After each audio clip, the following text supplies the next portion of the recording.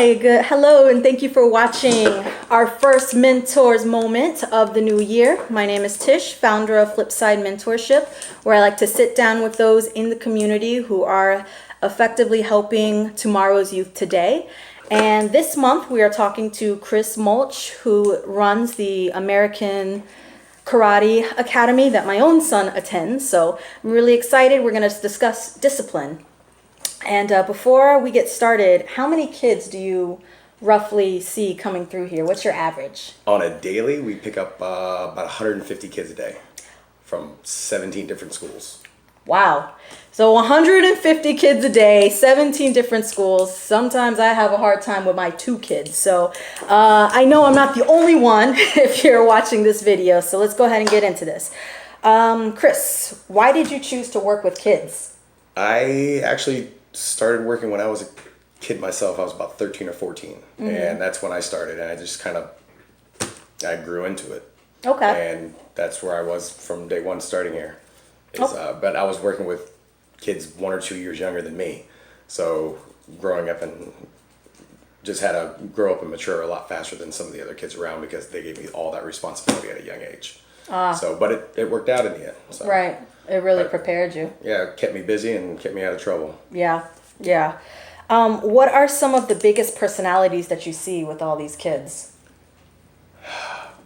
Number one, kids being kids. Just they come in. A lot of them when they come here, just quite a bit of immaturity. Mm-hmm. A lot of them come here because parents have already. What's end? Yeah, some parents have lost control. Yeah. And their kids are just running the households. Mm-hmm. Kids are coming in and telling the parents what they want to do and basically ordering their parents around. We see it when they come in the door. Usually, even when we see that and people come in the door and they just want to take a look around the school, we'll sit the kids down and get them in check immediately. Yeah. Because it doesn't matter if they're a member or not. If they walk into this building, they have to follow the exact same rules all the kids that are already here do. And we don't sugarcoat it for the parents either. When they come in, they know exactly what they're buying into when they get here. Yes. We got all those kids here and no contracts, which means nothing keeps the members here except for the structured program itself. Wow. So basically week to week, we never know who's going to show up the next week, but luckily everyone sticks around usually just because we keep it nice and well run here. Okay. And like I said, we got an open door. Parents can come in and check out the classes and see us doing our thing with the kids all day. Anytime they want. So, just make sure we keep it structured and disciplined at all times. All right, so we're going to, so leading into that, what is the key to instilling this discipline for all of these personalities? And they're all different areas too. No matter what, we get some kids that are calm, quiet, some kids that are loud, outgoing, type A, type B personalities, and they all come in and we have to treat them all the same. We have to get them all on the same page. Okay. We make sure when they come in, everyone follows the same set of rules when they come in. The same standard is set for every kid when they come in. So consistency? Yes. All throughout teaching and following the rules on the buses, everything must maintain the same level of discipline and structure. Where are we at? Oh, no, hold on. Okay. I was going to ask, what tactics do you use to gain their respect? We have a earning system where kids can, they have to earn anything they get. Privileges, game time, anything like that. Mm-hmm. The second they walk in the door, if they don't go up to that standard that we have set, they don't earn those privileges. The worst thing I could do for a kid out here is to sit him out to the side next to an instructor and make him watch all the other kids playing. If they're playing dodgeball, basketball, they're doing group activities out there. Just to exclude him from that group and have him sit there.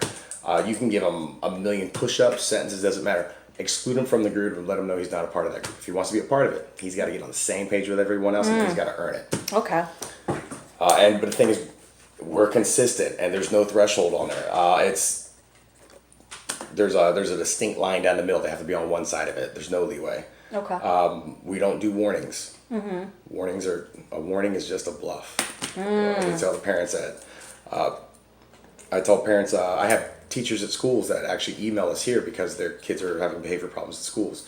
So I'll let the parents know they can email the teachers and let them know that they can contact me, and I'll be that disciplinary edge on that side because I know a lot of teachers in some classrooms at some of the public schools, they let their on a scale of 1 to 10, they'll let their classes get to a 6 or a 7 before they start trying to get it back down to where it's controllable on a noise level or whatnot.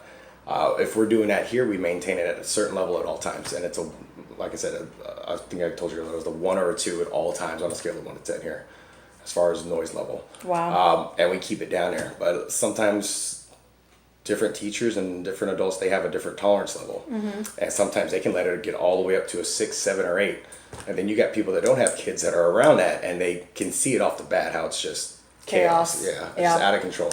Yeah. If I walk into an elementary school, if we're doing like teach-ins or something like that, or we're going to visit principals, if I walk in the room, the first thing I do, I don't see anything, I hear things off the bat, and it's just the noise level. You can always tell what's going on just based off the noise level itself. You know how to listen for things. But sometimes they just give too much leeway. And if you want to keep it in order and in line and structured, you got to be consistent with your own rules and maintain that level at all times where you want it. But if you let it fluctuate too much, you're just shooting yourself in the foot. So I think a lot of people mess up with the gray area. There shouldn't be. There gray shouldn't area? be. It's right or wrong, not, no, it's right, wrong. Okay. Kids get let loose here on lock-ins, but still, it's structured, organized fun out there during the lock-ins. It's never out of control. The kids can go out there and have as much fun as they want, as long as they're having fun the right way. Right. And my way. Right. You know, we don't give them too many choices here. They can do one thing or another, and that's it. There's no option C or anything off to the side. Okay. It's A or B, and kids enjoy it. They like it. Well, what are some advice that you have to the parents or guardians who have already lost control? Get it back. Put foot down. Okay. Put their foot down. Don't look for someone else to do it. They can do it themselves. They just need to know that kids don't know what's good for them. Parents know what's best for the child majority of the time. But the parents have to know that, and they have to know that they're in control, and it's not their child's decision. Basic things. Mr. King here taught us the number one thing. Kids can don't ask a kid what their favorite color is. Ask them if their favorite color is blue or green. You know, just give them choices. You can let them make a decision, but they can pick decisions out of whatever you offer them. You know, you just can't say pick whatever you want, watch whatever you want. No, you can watch this or this. You can have this or that. You can't just give them a million choices. Narrow it down between 2 options that you're okay with, and then maybe let that child pick out of those 2 things. Right. Instead of giving them a whole shelf here to pick out whatever brand cookie they want. Be like, you can get this or that. That's it. Okay. And they'll be happy with that. But you can't give them too much control. Same thing here. Kids, there's not many decisions that are already pre-made for the kids here. And they know it. When the kids come in, they're basically self-efficient because we have a game plan for them. And they know what they need to do. There's no other options. When they come in, they have a schedule. Change out. Go eat your snack. Go play a game out there. Go do homework off to the side. And then they know class time. There's no deviation in it. There's no other order to do that in. We've already laid it out, and they follow it. And they have to, or else there's consequences. So I guess, are there ever circumstances that excuse misbehavior? So sometimes there are life-altering things that parents might give leeway for, and when you're teaming up with a parent. There are some things that you can excuse for behavior, but not everything's an excuse for behavior. Some parents will come in and they will literally just use every kind of excuse to justify why their child acts that way. And then 99% of the time, we usually turn back to the parent and just point at them and be like, you're the reason why your child acts like this. Yeah. The child's behavior is a reflection of his or her upbringing. So if the kid's out of control, he's in an uncontrolled environment. We got kids that come in here and they just, model students. They walk in quiet, they sit down, they ask permission to do everything. I'm just like, nice. And they look at the parents and I can be like, you guys have done well. I got other parents who come in here, kids crawling on them and just running around the lobby, back and forth, screaming, talking out of turn. I'm like, all right, let's see what we got to do. And immediately when that happens, I get them back up. What's your name? Good. Come over here. Sit down for me. Take a seat right there. I'll let you up in a minute. And just immediately take control. But then parents will usually tell us when they see that, they're like, oh, yeah, he needs to come here. I'm like, you can do this at home. Right. You don't need me to tell you or to show you how to get your child to sit down. Tell your child to sit down. That's just it. And if he doesn't do it, it's because they've allowed him or her not to do that or not to listen. We tell parents not to enable their children to act up. If they tolerate it, they put up with it, or they make an excuse for it happening, then they're just contributing to that lack of discipline. They need to write a bunch of rules out, make it all structured, and stick to it no matter what.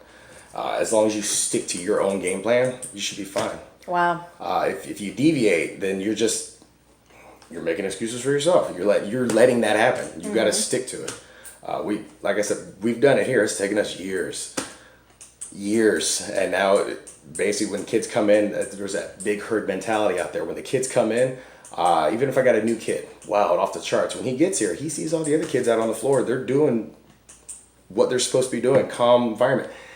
That kid usually transitions real well into it because no one else is acting a fool out there. No one's spinning around on the floor, jumping up and down, running, screaming. Everyone's quiet. And usually if little Timmy's first day he starts acting up, one of the kids will tap him and be like, hey, don't do that. the kids put him in order? Yeah, they'll let him know. They're like, hey man, don't do that, especially if you're sitting next to me. Okay. He goes, he goes, don't do that here.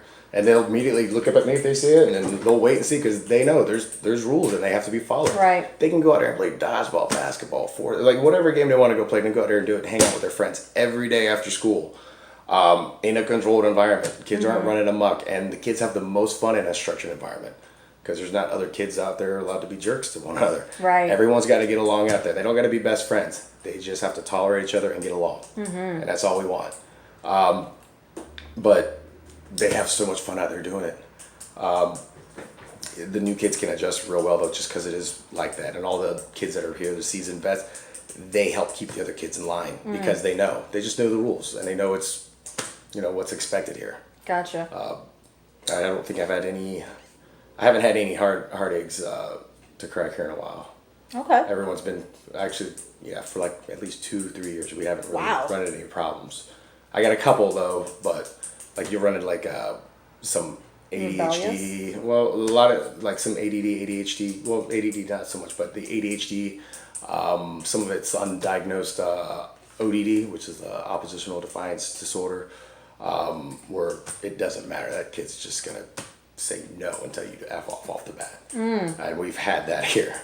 And some of those kids will even talk to the parents because they bring them here thinking that we're gonna be a solution for it, but it's not. There's a lot of other things that have to go into helping kids like that. Gotcha. And we'll let them know like we're not equipped here to handle some kids like that. And like I said, it's been a couple of years since we've had one come in that was off the charts like that. But we tell them they need to go get some help professionally, and it's not with us. But like I said, that's rare. But you got to be able to spot it when you see it, like immediately.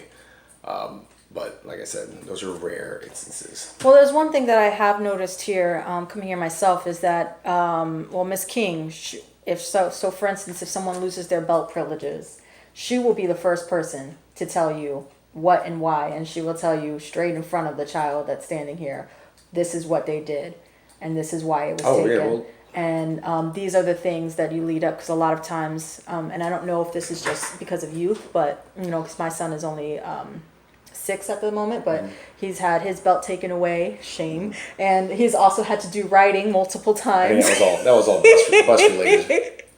No, some of it was out there, but do you do that where at first, okay, you can't play, or yes, you have to write, and then it builds? When the kids come in, like if a kid forgets his uniform or forgets it, 90% of the kids come right in and they just they'll do their writing assignment. I'll bring my uniform, make them accountable for it. I've had parents call in and say, hey, I forgot to pack his uniform this morning. I'm like, no problem, he's gonna write sentences. Yeah. I was like, don't give him an excuse. He should have made sure it was packed. It's his responsibility. And I got parents calling in. I'm like, don't call in for him. I was like, he didn't pack his uniform. I know you washed it, but he's got to know. He's got to have that thing packed. Yep. I was like, don't call to make an excuse for your child. And I was like, this is what I'm talking about. No excuses. Stick to it. And I got some parents that back that fully. Yeah. I mean, they're like, good, yeah, he can write. Yeah, I remember I was stunned when he had his first writing assignment because he couldn't write that well. He was like, well, he gonna learn his alphabet today. Yeah, the smaller kids, sometimes we'll just have them write their name nice and neat, pretty, about 20 times. Some of the smaller kids, they'll just write their alphabet out a dozen times or so, and we'll accept that. But we hold them accountable for all that stuff. Okay. Consequence and reward. All right. So to continue, how does what you do impact the community? I said pretty good. We got a good reputation around here in Altamont. We've been here forever. I'll put it this way: we got kids that we used to teach back in the day, back when I first started. Kids that I was working with that now have their kids enrolled here. Yes, I've seen that. So it sticks through. It resonates with the kids and it sticks with them, and they know how good the program was for them growing up and how they could have fun being here, and they want that same atmosphere for their kids too. Yeah. And that's like the one of the best forms of flattery. All right. What was one of the biggest mistakes you learned from your field? Thanks. Reaching deep. Oh. I think mistakes out there. Honestly, number one, because like I said, we just didn't open up one day and have all this planned out and done. Is just don't let kids make decisions. Don't let them make decisions. Adults, you know what's best for the kids. Don't give them the option to make their own decisions. Like I said, you touched on it before. You can pick 2 or 3 options for them, and they can choose out of that pool. But just don't leave it wide open for them to make their own choices. Right. Because they don't know what's best for themselves. They may want to do something. That doesn't mean that's what's best for them. Right. And like I said, adults and parents, they got to stick to those guns, and they have to know that. It's for the best for the long run. Yeah. Like I said, kids leave. Majority of them are here every day if they're not in trouble or forget their uniform or didn't have to push-ups or riding. They leave here with a smile and happy every day, and they come back. Like I said, there's no contracts. There's nothing keeping those kids here. Parents could pull them and put them anywhere they want, but I guess we got an open door policy here. They can come and go as they want, and people just keep coming back. But it's the same reason that we don't give them free reign out there to make their own decisions. Everything's already written out for them. If they want to play games out there, that's fine. You can play dodgeball or basketball today. Pick one. You can't play tag. You can't play what you want. You can play what we offer. Gotcha. And I think that's the same thing. Just don't let the kids make decisions for themselves. That's the worst thing parents could do. Gotcha. What are your future missions/visions when it comes to mentoring the kids in this area? Honestly, just to see them grow up and come back. Yeah. That's just it. They like I said, they grow up and they come right back in. I have every year around this time. In fact, this week I'm probably expecting 1 or 2 people to come in. We just had a member last week come in. He'd been here. He was here 7 years ago. He's going into college now. He wants to be WWE wrestler. He's getting into that and lifting and stuff. He's coming in here. Cool. He came back in here. He's like, oh man, memories come. Yeah. And it's great just to see him growing up and come back. Yeah. And not to see them, living on the streets or in jail or getting in trouble or stuff like that. He's making something of himself. He's staying occupied. He's staying busy. He's not in trouble. And the main reason why is because he was here 5 days a week for 4 years. Yes. He wasn't at home playing on the internet or doing anything like that. He was just here at our facility in a structured environment, hanging out with other kids. Oh yeah, like I think I'll always do the summer program here. What is the biggest lesson that a child taught you? I'd say go right back to the other one. That you should make your own decisions. Oh man, that's hard because I was here as a child growing up. I'd say just that's a good question. Number one, just not be so serious all the time, but that doesn't help much. That does, because some people are too overly disciplined where they don't have their kids play and let them be a kid to the point where then they get that rebellious streak. Well, we had to. So there's a balance. It took a while to get the right formula down here as far as structure and discipline. Sometimes it was too heavy, right? And we had to bring it back down some. And like I said, that's what we learned that from the kids though, because everything's based off of. I tell them you got to have this instruction environment. They have to follow suit and do everything. But if they're not leaving happy and satisfied each day, then we're doing something wrong. So we had to bring it down and find out where that mix was. Wow. And we have it. I don't want to be cocky, but we have it down almost perfect out there where it needs to be. Right. 20 feet away, there's 30 kids out there doing a class and playing games right now. You haven't heard one of them yet. No. But the thing is, the same thing will be said if there's 150 kids out there on the floor. Same thing. Drop of a dime, it'll stop, get quiet. You won't even know there's kids out there. In fact, that's the number one selling point when we have people come in. We'll actually sit everyone on the floor down and we'll let the woman or the parents know when they come in, just, hey, by the way, there's 150 kids on the other side of this door and you wouldn't know it. And they can't believe it when they see it. But yeah, I guess just kids gotta have fun. It's the normal thing. I love that. That's a great way to end it. Yeah. All right. So, where can people come if they want to learn more about your program? Like, online website? They can go or online. Your phone What is number? it? Karateonline.com. Okay. And they can just search for us on the web right there, and they get a hold of us, email or phone us in from the website. Okay. And they get hold of us. Like I said, we've been here 27 years. Wow. Oh God, yeah. 27 years here in Altamont, so running it through the same program, and we just keep growing. So. Well, the community appreciates it, and I definitely, just on an individual level, appreciate what you guys do. No problem. And so thank you for your time. If you guys like the content, let's pretend I can talk, like, comment, and share this video, and I will see you guys next month.